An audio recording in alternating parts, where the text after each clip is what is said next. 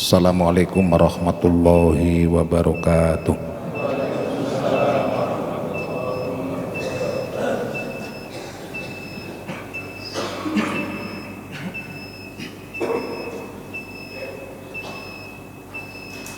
Allahu Akbar, Allahu Akbar, Allahu Akbar, Allahu Akbar. La ilaha illallah.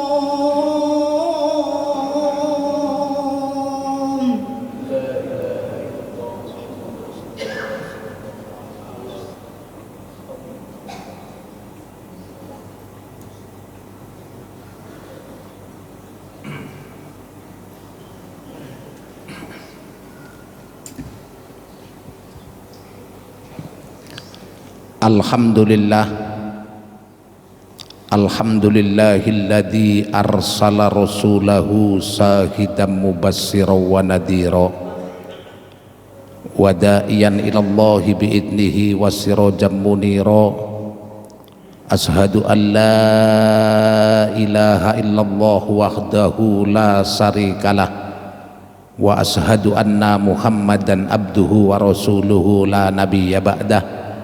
Allahumma salli wa sallim wa barik ala sayyidina Muhammadin wa ala alihi wa sahbihi ajma'in. Amma ba'du, faya ma'asrul muslimin ittaqullaha haqqa tuqatih wa la tamutunna illa wa antum muslimun. Ma'asrul muslimin, sidang sholat Jum'ah yang berbahagia, tiada ungkapan yang pantas kita ucapkan pada kesempatan siang hari ini kecuali ucapan syukur alhamdulillah kehadirat Allah subhanahu wa ta'ala yang telah memberikan karunia hidayah, nikmat dan inayahnya kepada kita semua. Setengah daripada kenikmatannya pada kesempatan siang hari ini kita dapat melangkahkan kaki kita dari rumah kita masing-masing, dari tempat tugas kita masing-masing menuju masjid yang mulia ini dalam rangka melaksanakan ibadah sholat Jum'ah berjamaah dengan penuh harapan dan doa. Mudah-mudahan langkah kita yang hari ini, aktivitas kita yang hari ini kita kerjakan, sekecil apapun dari pagi sampai siang bahkan sampai malam nanti, sebagai wasilah dosa dan kesalahan kita akan diampuni oleh Allah subhanahu wa ta'ala.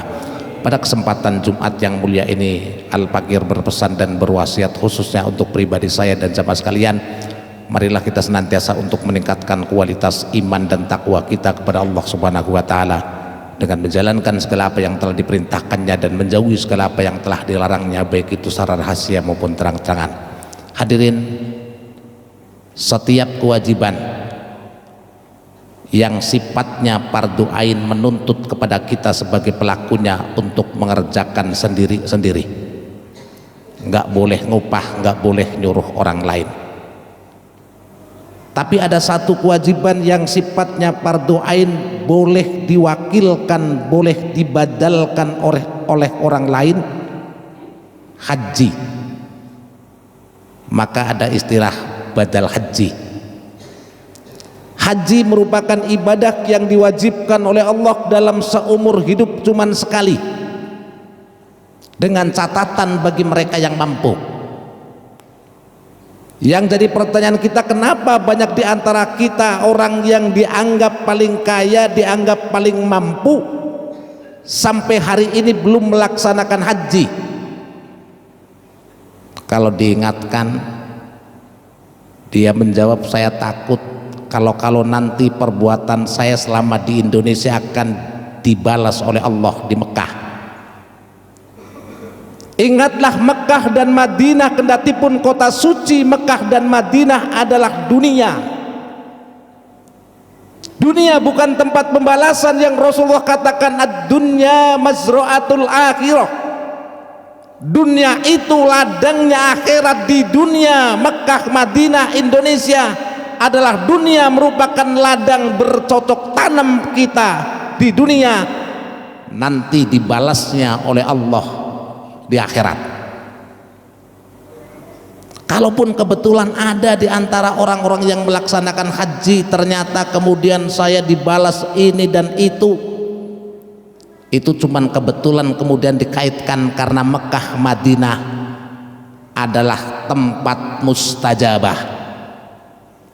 Indonesia punya waktu mustajabah, Mekah dan Madinah ada tempat mustajabah. Kita kadang-kadang lupa datang ke Mekah bawa dosa, tapi sifat sombongnya kemudian timbul, sementara Makkah dan Madinah tempat mustajabah.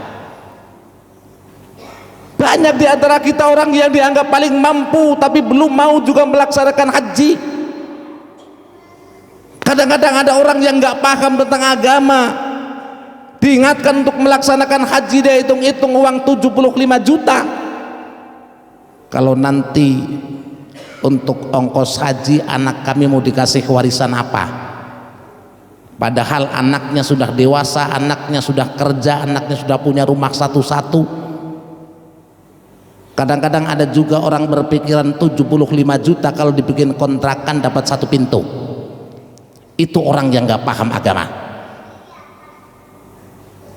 Allah mengajarkan dan Allah memberikan peringatan kepada kita. Walillahi 'alan nasi hijjul baiti man istata'a ilaihi sabila wa man kafara fa innallaha ghaniyyun 'anil alamin. Dan Allah telah wajibkan manusia bagi mereka yang mampu. Mampu bukan hanya sekedar mampu harta, mampu fisiknya. Karena haji ibadah yang 99% ibadah fisik. Kalau antara Musdalifah, Mina sampai Jamarot, biasanya jamaah Indonesia jauhnya 3,5 bolak-balik 7 kilo. Kalau tua gempor, maka haji nggak harus tua. Haji itu yang mampu fisiknya, mampu hartanya. Bagi mereka yang mampu, kata Allah, barang siapa yang kufur ingkar terhadap perintahku berupa haji, kata Allah, aku yang kaya. Hadirin, bila kita meninggal dunia, kita meninggalkan harta warisan. Harta warisan tersebut akan dibagi melalui ilmu faraid. Apa yang akan dikeluarkan oleh harta peninggalan kita? Yang pertama, harta peninggalan kita, harta warisan pertama akan dikeluarkan untuk mengurusi jenazah. Apalagi di Jakarta, kalau ada orang meninggal dunia sohibul musibahnya nggak punya duit, mayatnya terkatung-katung. Beda dengan di kampung, kalau ada orang meninggal di kampung diumumkan di masjid, satu kampung membantu sohibul musibah. Tapi di Jakarta kalau ada orang meninggal dunia sohibul musibahnya nggak punya duit, mayatnya terkatung-katung. Jujur kita umat Islam kadang-kadang kurang peka, kurang peduli terhadap saudara kita yang miskin. Tapi giliran ada orang meninggal, orang kaya punya jabatan tinggi, baru kenal sekali ngaku saudara. Kelemahan kita. Rasul mengajarkan kepada kita, barang siapa yang mau mengurusi jenazah, memandikan, mengkafani, menyolatkan, kata Rasulullah, akan diberikan pahala sebesar Jabal Uhud. Barang siapa yang mengurusi jenazah, memandikan, mengkafani, menyolatkan sampai menguburkan, maka orang tersebut akan diberikan pahala 2 kali Jabal Uhud. Jabal Uhud itu panjangnya 9 kilo. Itu Nabi kita yang mengajarkan, mengurus, yang memerintahkan kepada kita. Tapi kenapa prakteknya itu dipraktekkan oleh orang di luar Islam? Kalau ada orang non muslim meninggal dunia, kendati pun orang paling miskin sohibul musibahnya nggak punya duit, nggak ngurusin jenazah, semuanya ditanggung sama gereja, nggak ngurusin bagaimana biaya pemakaman. Tapi kenapa kita umat Islam kadang-kadang yang mayoritas muslim, sohibul musibahnya nggak punya duit, mayatnya terkatung-katung, sementara Rasul mengajarkan buru-buru dikubur. Ternyata di balik itu ada rahasia yang kita nggak tahu, ternyata nggak punya biaya pemakaman. Yang kedua, harta peninggalan kita, harta warisan kita akan dikeluarkan untuk membayar wasiat. Wasiat itu pesan kebaikan yang akan dikerjakan oleh orang yang diberikan wasiat setelah yang berwasiat meninggal. Maka kenapa kita dianjurkan kalau ada orang tua kita, saudara kita sedang sakaratul maut, ditungguin.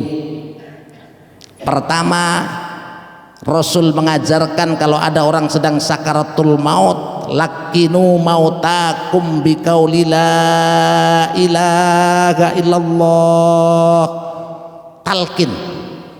Talqin itu tuntun dengan mengucapkan 2 kalimat syahadat. Maka kalau ada orang sedang sakaratul maut jangan ditanya macam-macam talqin. Pertama ditalqin, yang kedua bisa jadi dia akan menyampaikan wasiat terhadap keluarganya. Maka kita kadang-kadang kalau ada orang meninggal dunia rumah sakit, kadang-kadang boro-boro anaknya nalkin. Suatu hari saya sholat Jumat di Masjid Sulanti Soroso. Di situ di saat masuk sholat Jumat, masjidnya kebetulan dekat kamar jenazah. Saya tanya sama pengurus itu, banyak orang yang pakai baju hitam, ngapain? Kata pengurus, ternyata ada jamaah non muslim meninggal dunia, pendetanya jamaahnya datang. Kenapa? Di saat sakaratul maut mereka tuntun, mereka talqin. Kita jarang melihat ada kiainya, ustadznya datang kalau jamaahnya sedang sakaratul maut untuk nuntun. Anaknya bagaimana? Anaknya sibuk tanya di bagian administrasi, berapa biaya orang tua kami selama di rumah sakit, kapan mau nalkin. Padahal Rasul menjanjikan mangkana akhiru kalamihi la ilaha illallah dakhalal jannah. Barang siapa yang di akhir hayatnya mampu mengucapkan 2 kalimat syahadat, jelas alamatnya orang tersebut akan masuk surga. Tapi enggak gampang. Kadang-kadang ditalkin mulutnya terkunci, enggak mampu mengucapkan 2 kalimat syahadat. Padahal Masya Allah rumahnya dekat masjid, tapi kenapa di saat ditalkin gak mampu mengucapkan 2 kalimat syahadat? Ternyata kendati pun rumahnya dekat masjid gak pernah datang ke masjid. Maka kita jangan heran, rumahnya dekat masjid, bahkan corong speakernya masuk kamar dia, dipanggil untuk sholat berjamaah, kadang-kadang gak mampu. Giliran mati keluarganya minta tolong, Pak tolong orang tua kami meninggal dunia. Dalam hati manusia mengatakan enak saja, waktu sehat nggak pernah datang ke masjid, giliran mati kita yang disuruh ngurusin. Hadirin, pertama, yang kedua, harta tersebut akan dikeluarkan untuk membayar wasiat. Yang ketiga, harta tersebut akan dikeluarkan untuk membayar hutang. Hutang sama teman, sama tetangga. Sebab jangan sampai kita mati ninggalin utang terkatung-katung di dalam kubur orang yang meninggal dunia, hutangnya belum terbayar atau tidak ada yang nanggung.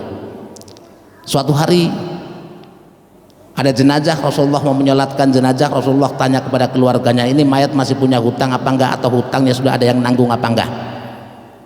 Kalau masih punya hutang atau tidak ada yang menanggung, kami enggak akan nyolatkan jenazah tersebut. Bisa jadi hutang sama teman belum 40 hari terbayar semua. Kebetulan kita orang mampu, orang kaya belum haji. Berarti kalau anaknya paham agama, badal haji untuk orang tua kita. Tapi kan 1001 anak, kalau ada orang tuanya kaya raya belum haji meninggal dunia, boro-boro inget badal haji untuk orang tuanya, kadang-kadang mayatnya masih depan pintu saja, hartanya sudah buat rebutan sama anak-anak kita. Bukan berarti alokasi yang harusnya untuk haji dikasihkan sama anak, nanti kemudian dosanya ditanggung sama anak. Dalam Islam tidak pernah mengenal dosa turunan. Maka ayo, haji kewajiban bagi mereka yang mampu.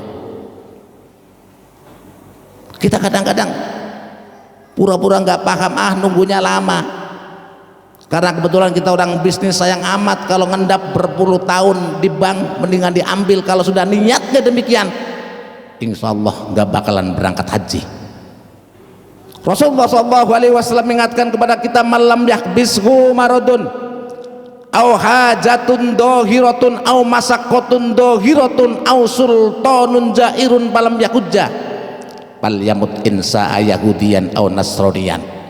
Kata Rasulullah, barang siapa yang tidak ada halangan karena sakit atau tidak ada kepentingan yang sangat mendesak atau tidak adanya pemerintah yang menghalangi kita untuk melaksanakan ibadah haji, semua itu nggak ada, kita nggak mau juga melaksanakan ibadah haji, kata Rasulullah, tinggal pilih mau mati dalam keadaan Yahudi atau mati dalam keadaan Nasrani, dengan penuh harapan bahwa haji ibadah yang perintahnya diawali dengan lillah dan diakhiri dengan lillah, cuman haji walillahi 'alan nasi hijjul baiti man istata'a ilaihi sabila. Di ayat lain Allah nyatakan wa atimmul hajja wal umrata lillah, diawali dengan lillah, diakhiri dengan lillah, cuman haji pantas janji Allah dan Rasulnya, al hajjal mabrur laisa lahul jazaun illal jannah, haji yang mabrur tiada lain balasannya kecuali surganya Allah Subhanahu wa taala. Dengan penuh harapan dan doa, mudah-mudahan saudara kita yang tahun ini melaksanakan ibadah haji dijadikan mereka haji yang diterima oleh Allah Subhanahu wa taala, anak-anak kita dijadikan oleh Allah anak yang soleh dan solihah. Kendati pun kita meninggal dunia terbujur kaku, kalau kita meninggalkan putra putri yang soleh, kita akan mendapatkan pensiunan pahala dari Allah Subhanahu wa taala. Orang tua kita yang telah mendahului kita diampuni segala dosa dan kesalahannya oleh Allah, dijadikan kuburannya taman dari taman surganya Allah Subhanahu wa taala. A'udzubillahi minasyaitonirrajim. Bismillahirrahmanirrahim. Wal asri innal insana lafi khusrin illa alladzina amanu wa amilus solihati wa tawassaw bil haqqi wa tawassaw bis sabr. Barakallahu li wa lakum bil Qur'anil azim wa nabani wa iyyakum bima fihi minal ayati wat dzikril hakim. Aqulu qouli hadza wa astaghfirullahal azim li wa lakum wa lisairil muslimina wal muslimat fastaghfiruhu innahu huwal ghafurur rahim.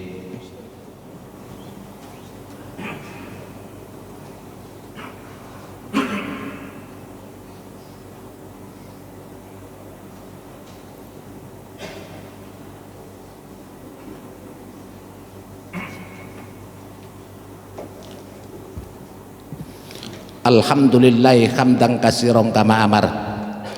Ashhadu an la ilaha illallah wahdahu la syarika lahu irhaman liman jahada bihi wa kafar. Wa ashhadu anna sayyidana wa nabiyyana Muhammadan abduhu wa rasuluhu sayyidul khalaiqi wal basar. Allahumma sholli wa sallim wa barik ala sayyidina Muhammadin wa ala alihi wa ashabihi masabiqil hurar. Ibadallah ittaqullaha ta'ala min sima'il lahwi wa budulil khabar wantahu amanahakum anhu wa jarar wa'lamu annallaha amarakum bi amrin bada'a bihi binafsih wa sanna bi malaikatil musabbihati bi qudsih wa sallasu bikum ayyuhal mu'minun min bariyatin jinnihi wa insih. Faqala ta'ala mukhbiran wa amiran innallaha wa malaikatahu yusalluna 'alan nabi ya ayyuhalladzina amanu sallu alaihi wa sallimu taslima. Warda Allahumma ala arba'atil khulafa'ir rasyidin Abi Bakrin wa Umar wa Utsman wa Ali wa la baqiyatis sahabati wa tabi'in wa tabi'in wa man tabi'ahum bi ihsan ila yaumiddin wa alaina ma'hum bi rahmatika ya arhamar rahimin. Amin. Allahumma ansur man nasruddin wahdul man khadalal muslimin waj'al baldatana Indonesia baldatun thayyibatun wa rabbun ghabur. Allahumma ighfir lil mu'minina wal mu'minat wal muslimina wal muslimat al ahya'i minhum wal amwat innaka sami'un qaribun mujibud da'wat wa ya qadiyal hajat. Rabbana dzalamna anfusana wa illam taghfir lana wa tarhamna lanakunanna minal khasirin. Rabbana hab lana min azwajina wa dzurriyyatina qurrata a'yun waj'alna lil muttaqina imama. Rabbana ighfir lana wa li ikhwanina alladziina sabaquna bil iman wa la taj'al fi qulubina ghillan lil ladziina amanu rabbana innaka ra'ufur rahim. Rabbana atina fid dunya hasanah wa fil akhirati hasanah wa qina adzabannar. Ibadallah innallaha yuhibbu qurbana wa yanha 'anil fahsya'i wal munkari wal baghi yaidukum la'allakum tadhakkarun fazkurukum washkuru ala ni'amihi yazidkum was'allimatukum ala dzikrullahi akbar.